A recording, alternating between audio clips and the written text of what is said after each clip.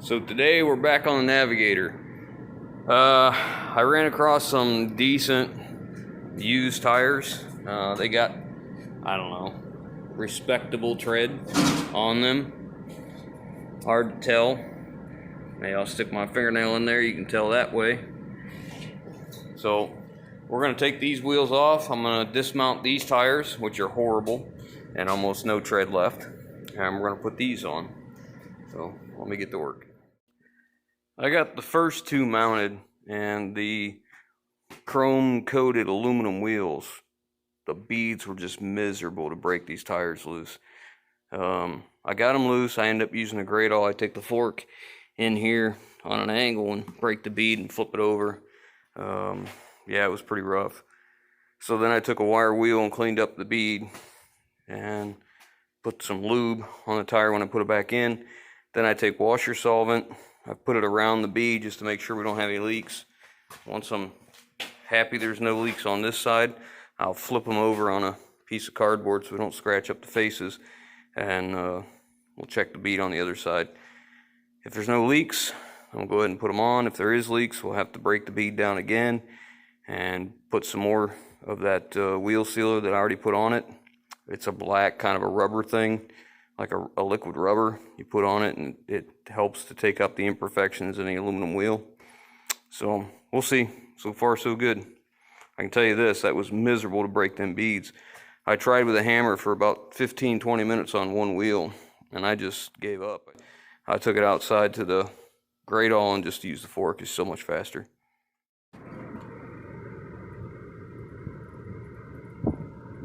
Anywhere there's a bubble when I put the washer fluid on, I'll tap it with my finger just to make sure there's no air bubbles. That way I know there's none there, so if there any show up, I'll know there's a leak somewhere. This is the furnace blowing on it right here. There's nothing there, it's just the water moving from the furnace. You can see it here too. Alright, well, that's been sitting like that on each side for almost a half hour. I'm gonna call it good. We're gonna go ahead and put them on and then start on the back. I don't know if you'll be able to tell the difference or not, but I went with a little taller tire. The old ones were 255/70s. And these are just a little bit taller, probably a little bit narrower also, so it would probably go a little better in the snow. One's down in the valley a little bit, but you get the idea. They're close enough. This one's a little narrower. These are a little wider, but that's okay. I think it fills the opening well. When I start it up and go lock to lock, it doesn't hit, so we're gonna call that good. And I got a really good buy on those tires. I got all four of them for under $100, so not bad. So I'm gonna get these ones off next. I got the front ones all done. And you know, somebody said don't put light truck tires on this Navigator, and I didn't quite understand why. You know, you understand this is an F-150 chassis, basically. That's what this thing is. It's rated as a half-ton. You know, those passenger car tires really shouldn't have been on this thing. Why would you put passenger car tires on a vehicle and then put a 2-inch hitch on the back, which I imagine they've got that rated to tow about 5,000 pounds. So I'm happy with what we're doing. Okay, I think we're gonna pick it up tomorrow. It's dark out. I'll get these off tomorrow and start working on them, but I'm pleased with where we're going.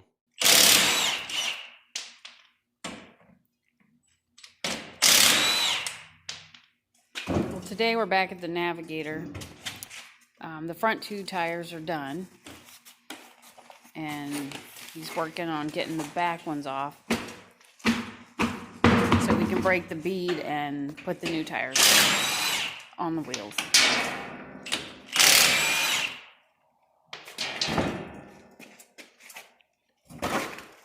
See how strong Ford is? Only 2 lug nuts. That's all it takes. I'm just kidding.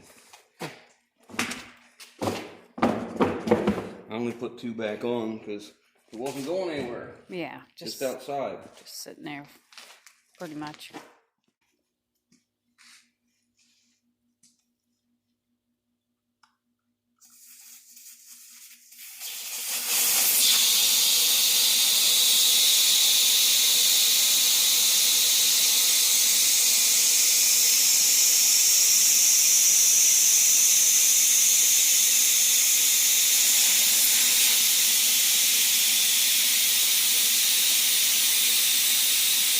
Alright, we'll let all the air out of them, and we'll take them outside and show them how we're going to break the bead. Okay.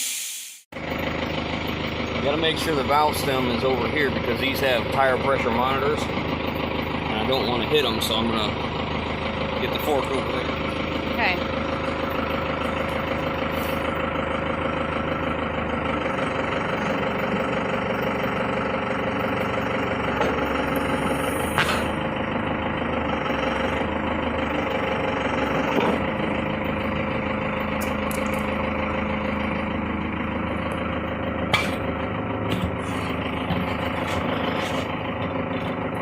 Okay, now I'll flip it.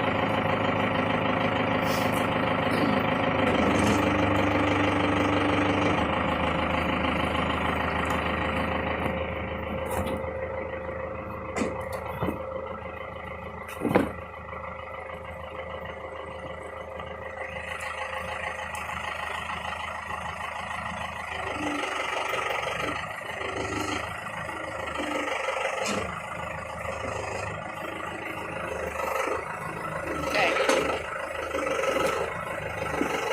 It's scooting. There.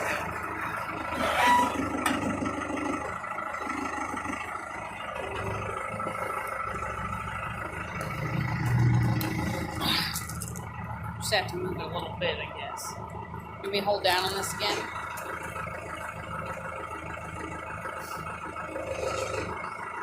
Whoa, back up a little bit. Back. Okay.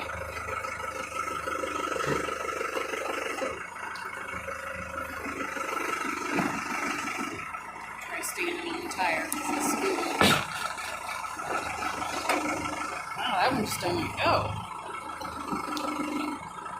Okay.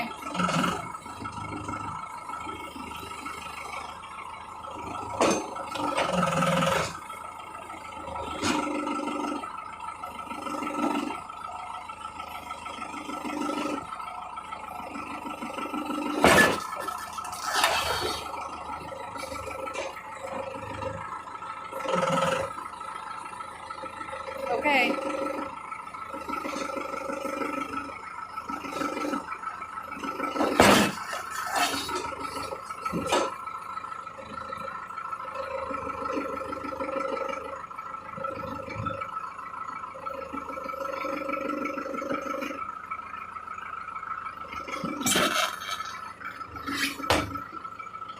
Do you want to turn it and try a different spot or something? Do you want to turn it and try a different spot? Yeah, just keep an eye on the valve stem. Oh yeah, I forgot about the valve stem.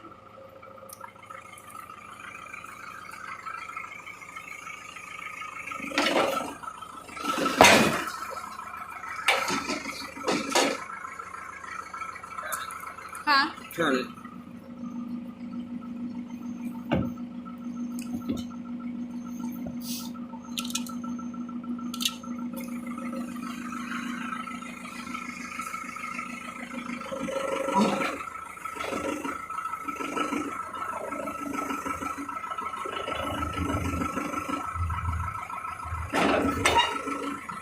Oh, it's starting to go. That's a stubborn one. That's why I'm using this and not the hammer, because they're very tough to get on.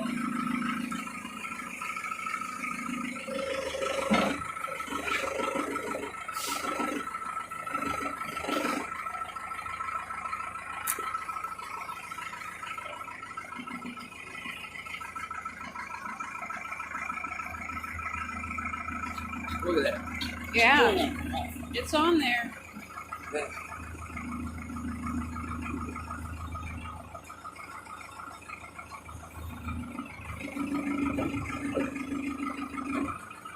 The valve stem's right there, so I don't know if you want me to turn it or not.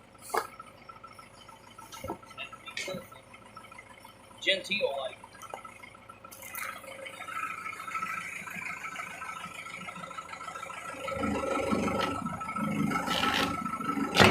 There we go.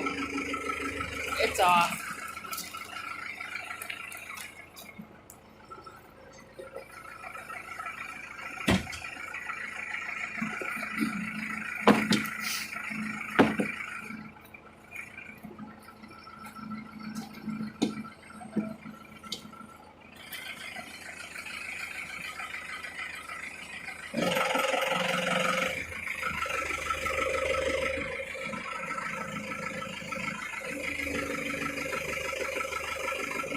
Come up a little more.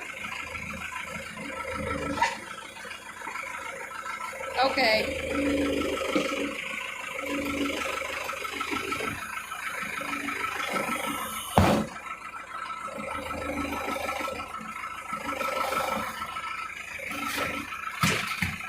Okay, it's coming off.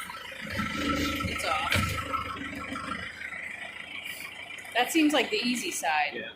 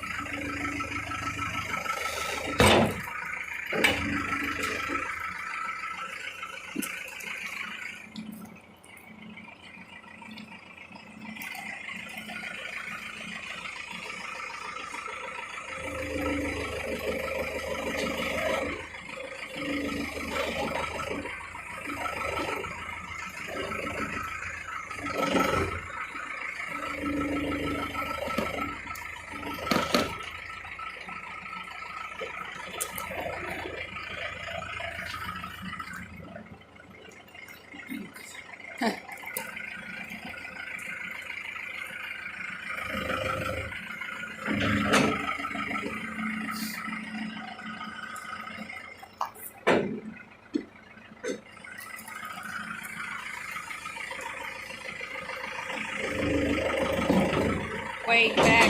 Okay.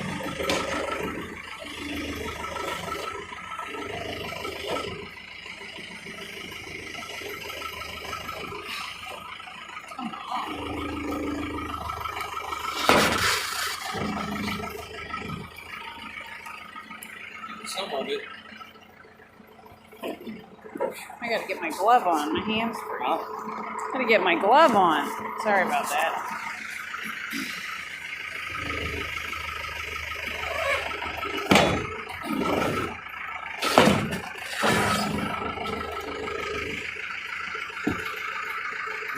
You might be able to get it if you jump on it.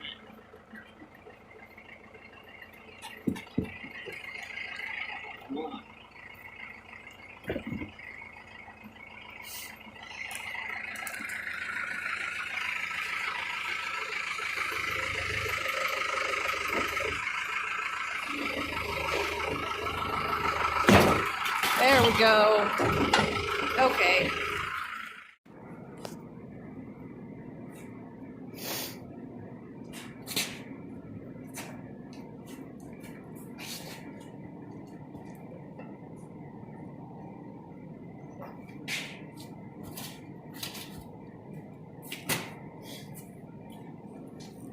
These have to come off the top side, and it's not exactly easy on these because there's, this is a finish here. These rims are in horrible shape, but because it's just the chrome plating that's coming off the aluminum, so we're peeling it off, clean it all up before we put it on, so it's not an issue. So why do they have to come off to that side? Because the drop center is right here. Normally it would, you want to take it off the other way so you didn't scratch the wheel, but Okay. Just wondered because I've never seen you do that. So I got to put it down in the drop center here because that valve stem, see that valve stem? Yeah. And the tire pressure sensor that's in there, we want down below that. Down as low as I can.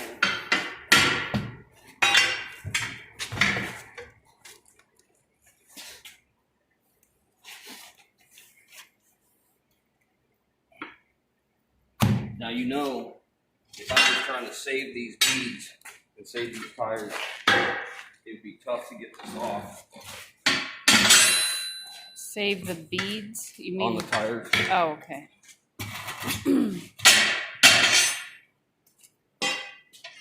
I don't know the tire lingo, sorry. Now, this is the hard part. This can take a fair amount of soap because these were very difficult last time.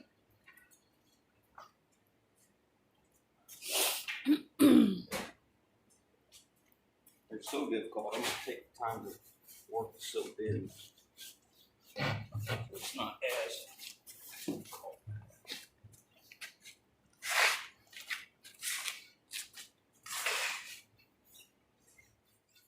Because I was complaining like a little schoolgirl yesterday. I can't imagine that. Well, I was. Come on, that never happens. Not on a Thursday. Maybe on a Friday. Well, today's Friday. Oops.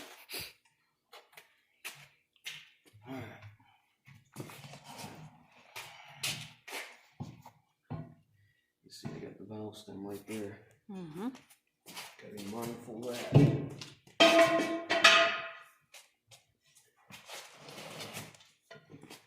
Alright, so what I've had to do is step on this, bring this up in here,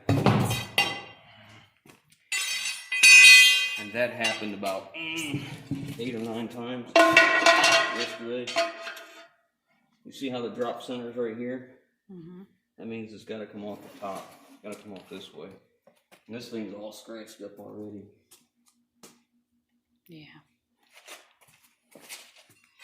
So I don't feel bad, you know, booging her up a little bit. And I put this in there, down in farther. Pull that one out. And It's coming. That's good. sort of Oh. Looks like it.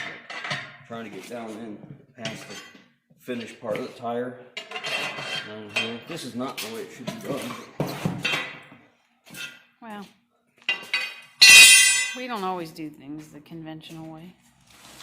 But miraculously, they go on.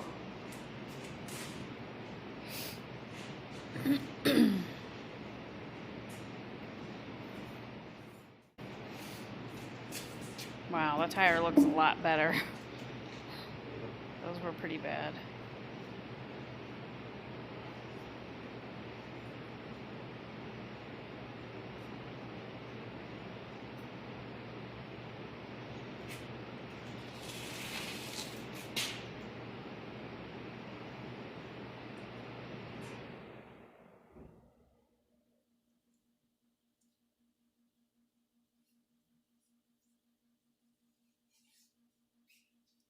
You know what? Before I do that, I gotta clean up the wheel. Make sure this area right here is clean up.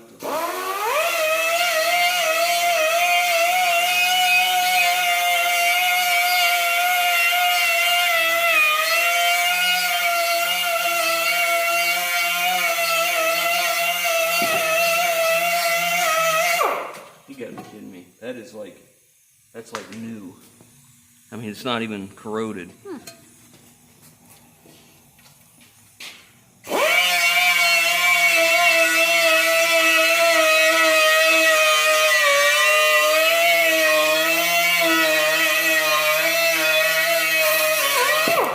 I'm back here. Got some corrosion hit my face.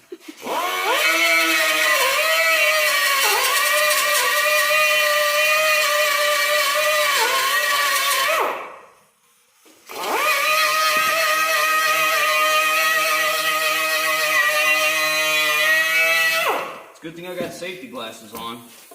Yeah. Well, so I can protect my eyes because I can't see anything. Well, I already have glasses on, so it hit my face though. Some of those chips, but they get all fogged up. You can't see nothing. I know. Don't you worry. Again, I employed that safety squint method. That's clean. If I had more of that black stuff to put on, I would, but I used it on the bad wheels. The ones I thought were the worst. There it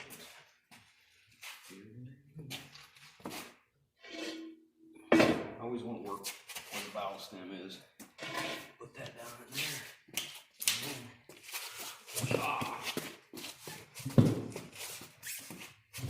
Whoa.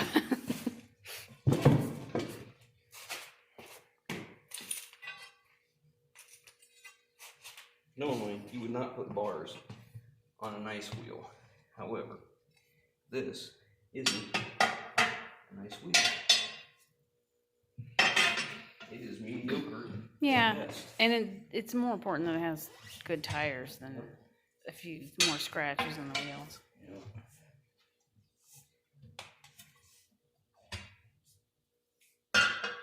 You gotta be careful when you do this because sometimes the tire won't come up, and that tire iron right there will get you in the face. Do you want me to hold it? No, I'm just being careful. Hold that down to your hand. Okay. Just being careful that tire pressure sensor. See, they want to come to the back. You got to keep that down the valley.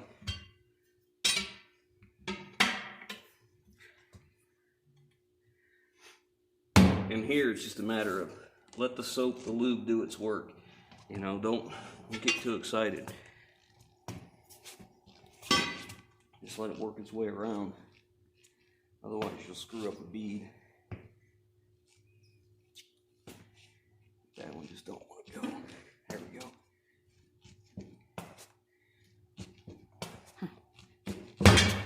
Good. Okay. Get the other one on it. Oh, shoot. I ain't taking it off yet. Let's go and air it up. I'll go grab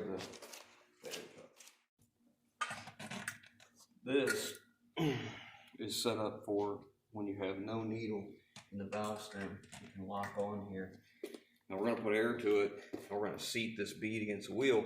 So you want to stand off to the side, stay away from it, because there is a possibility the tire could come past the bead.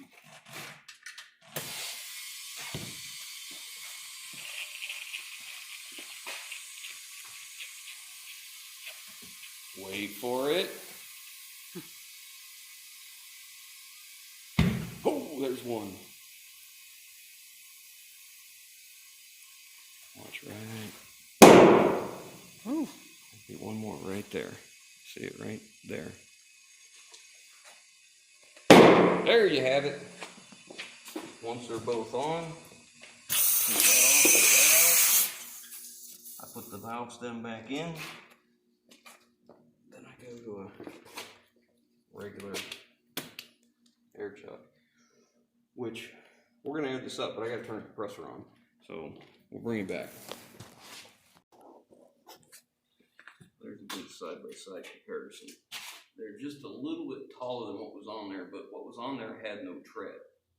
But by the aspect ratio of it, this is a taller tire and a skinnier tire, which if you look the way this was, look how the tread was here and look how far the sidewall was bulged out to fit the rim. So somebody said not to put the load range E tires on this Navigator. Well, I don't know why. I mean, look, it's got a 2-inch hitch on the back. It's basically an F-150. It's a half-ton truck. Why would you not want, put it this way, these are passenger tires, passenger vehicle tires. I don't want to tow with passenger vehicle tires. I want to tow with truck tires. So these are LT tires, not P. And that difference is going to be in the beginning of the tire size. So you can see it on here, right there. LT. It says LT right here. And on that one, you go look at it and you show them, it'll say P.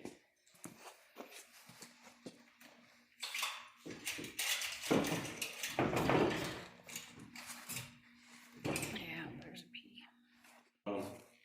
We're going to take them and have them balanced. And, it doesn't need alignment. It goes straight down the road even with them crummy tires on it.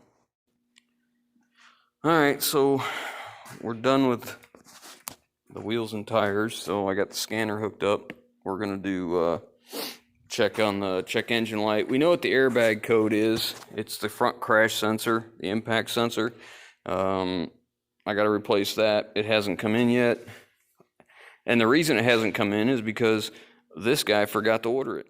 He thought he did, but he was wrong. We're just trying to make it reliable. So here's our evap system vent control fault. Evap system. All right. I know these things have an issue with the way the evap works. It's kind of up on top and it gets packed full of salt and crap up there. So before I go too far with this, I'm going to drop the spare tire. It's in the back. I'm going to look at that evap solenoid and make sure it's not crusted and rusted. So I pulled the spare tire down so I could get the evap canister to see if the solenoid or if we had a hole or what. And well, looky there. The Mises have chewed it to pieces. I suppose there's our solenoid failure. So I'll have to pull that down out of there and see if we can actually... Yeah, there should be enough wire to get back to good stuff. Solder something good in there. I think there's enough left on the... Yeah, there's enough left on the other end. Man, they did a number there. Anyways, we'll get that thing out of here and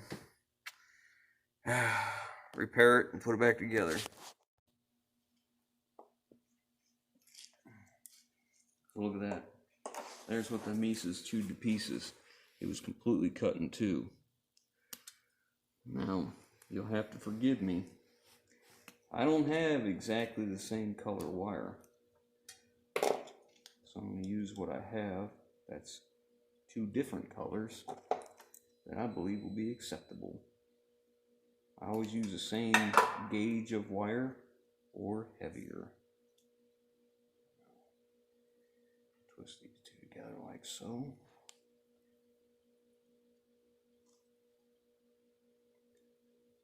Just back like that. I'll prop it up somewhere. I need to get one of them soldering jigs.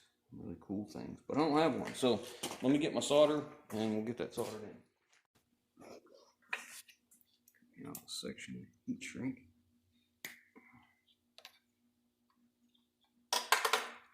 Get it ready to go. And we'll put some of this deox on.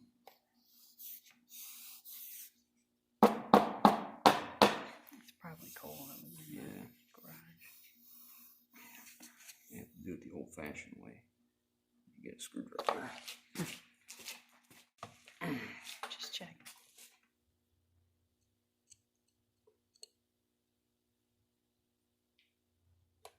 Just a little bit of deox. This will,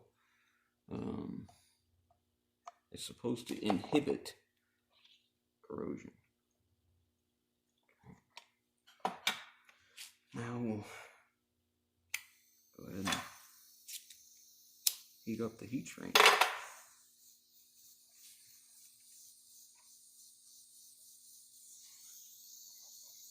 I know there's guys out there cringing, my God, you're using a flame on heat shrink. Man, it'll be just fine. I can't take the time for the soldering iron or soldering iron, whatever you call it, to heat up, because I use one of those snap-on butane ones, and I think they're awful. Come on now. Shut off. There you go. Look, we got a little deox running out. Doesn't that make you happy? Makes me happy. Tells me it's all over. Alright, now we'll solder in the other side. And stick it up underneath there.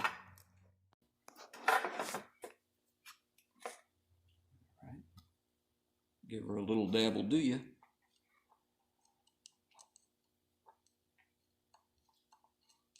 In warmer weather, in warmer climates, you can usually just take that thing in like like ketchup bottle and squeeze it, but it just doesn't work in today.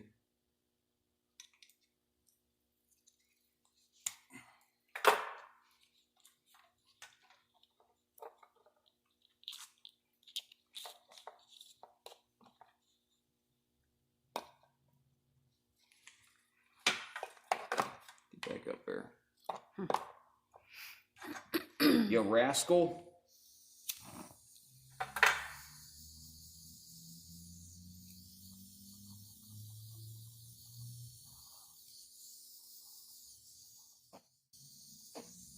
Well, you know what I think? What do you think? Your garage, your rules.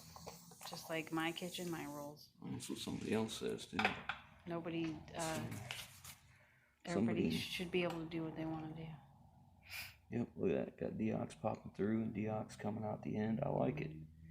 I'll cut my pieces here so I don't forget. Because what good is a nice soldered joint if you forget to put the heat shrink on your wire? We'll cut these.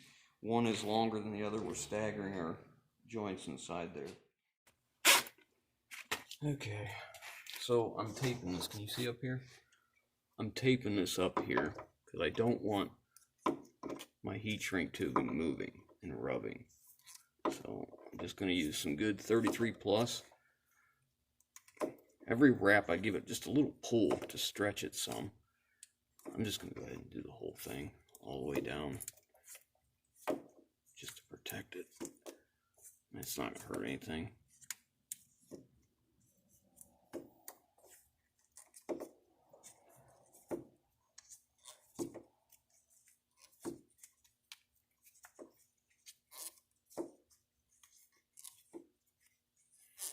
I don't care for the blue heat shrink. I prefer to have all black, but a friend of mine got a large quantity of that loom, and he just insisted he needed to give me some, and I didn't want to hurt his feelings, so I took it, even though I prefer the stuff that's got the deox and glue inside it.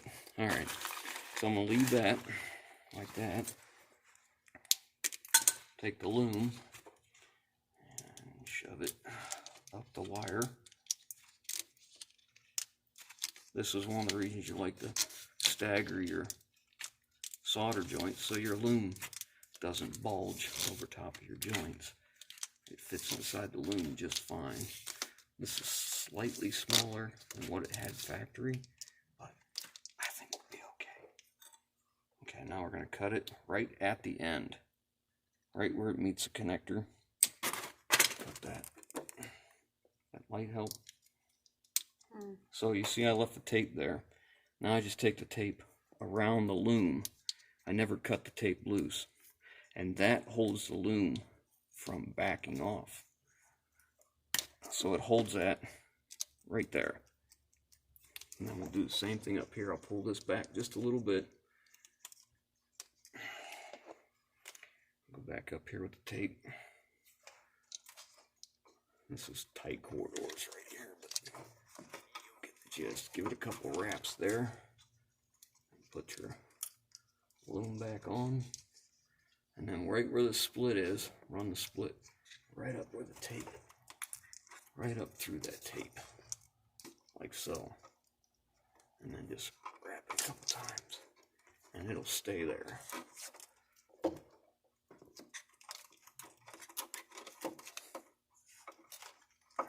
It's so tight in here, I'm just going to have to do it this way.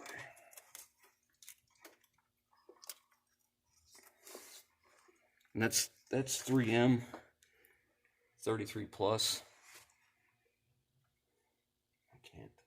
I can't super 33. I don't know if you can see that or not, but they use that anywhere it's critical. All right, now I gotta push this back up through here. plugged in to the solenoid, which. Alright, I need some more room. I'm gonna have to lay down on the job here.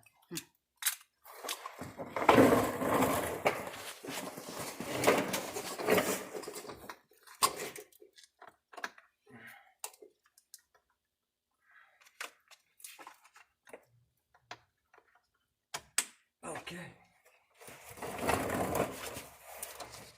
Lay that back in the tray where it was. Maybe the mice won't chew this one. Hopefully we won't have it that long. Let's go clear the code and see if that's the only problem with the EVAP system. Alright, so we repaired that, put it back together. I didn't put the spare tire in yet, but I cleared the codes and I ran it for a while. And for the engine, you know, nothing really came up. There's a ton of other codes that go on with this thing that I'm not going to concern myself with. Like, I'm not worried about the ABS codes. It says there's a pressure transducer.